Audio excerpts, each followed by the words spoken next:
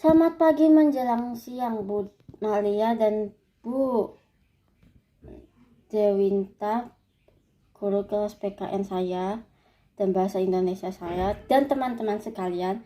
Di video kali ini saya akan menjelaskan dan memberikan argumentasi saya mengenai kondisi kesatuan dan persatuan bangsa Indonesia saat ini, mengenai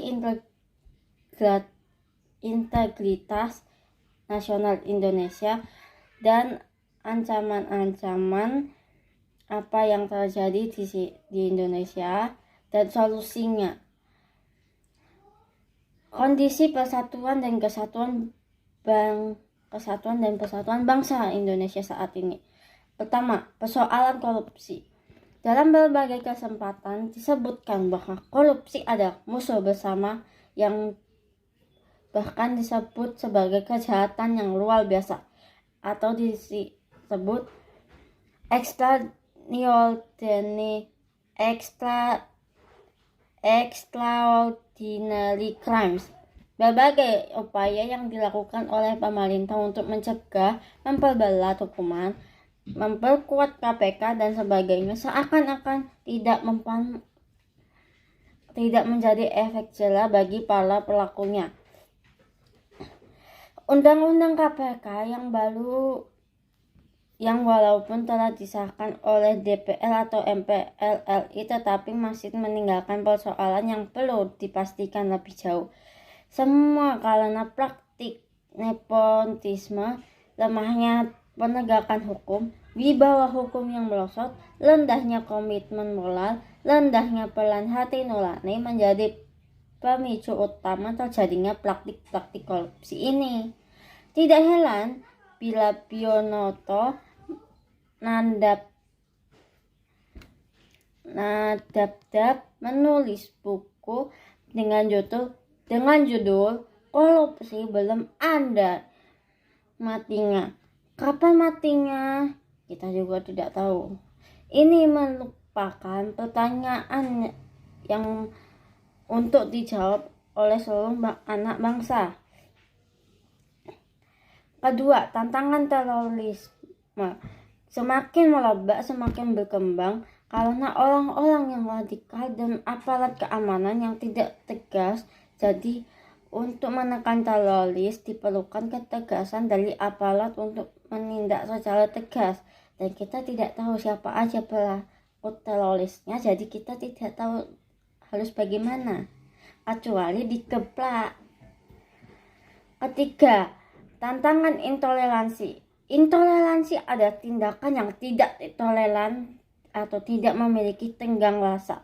Intoleransi ini sering dihubungkan dengan kepercayaan atau praktik agama lain. Dalam beberapa sumber, fakta menyebutkan bahwa tindak intoleransi beragama di Indonesia meningkat. Intoleransi ini sesungguhnya merupakan buah dari kelalaian anak bangsa untuk menjaga nilai, menjaga panji, menjaga semangat Pancasila yang merupakan buah dari kesepakatan bersama. Ancaman-ancaman apa yang terjadi? 1. Agresi dan invasi.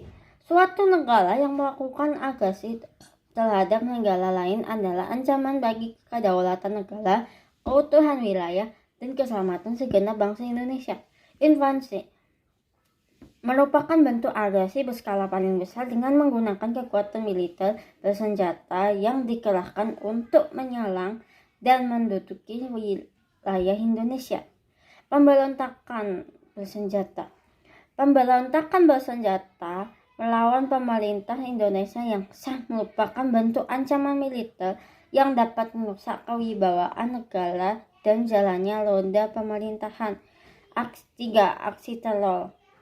Aksi teror merupakan bentuk kegiatan terorisme yang mengancam keselamatan bangsa dengan cara menebalkan rasa ketakutan yang berlebih hingga menimbulkan korban tanpa mengenal rasa kemanusiaan. Solusinya, 1. Persoalan korupsi. A. Membuat undang-undang yang menghukum berat koruptor yang melucuti semua harta kekayaan para koruptor. B. Memperkuat KPK dan mengisi KPK dengan orang-orang yang integritas, jujur, dan tidak bisa disuap. C. Sejak dini mendidik anak-anak untuk bersikap jujur, adil, dan taat pada Tuhan, taat pada hukum. Persoalan 2. Persoalan terorisme. A. Menghukum mati para teroris. B. Menjauhkan radikalisme dari anak-anak agar tidak bertumbuh menjadi orang-orang yang radikal dan teroris. B. C. Tidak membiarkan terorisme dan radikal tumbuh subur di Indonesia. 3. Persoalan intoleransi. A. Dari sejak kecil mendidik anak-anak untuk toleransi terhadap sesamanya dengan menerapkan pengamalan Pancasila. B. Gencar melakukan kegiatan yang melibatkan semua orang di suatu lingkungan agar tercipta toleransi di sekitar. C. Menindak tegas orang-orang yang intoleran dan orang-orang yang merasa mayoritas. Sekian, terima kasih argumen saya.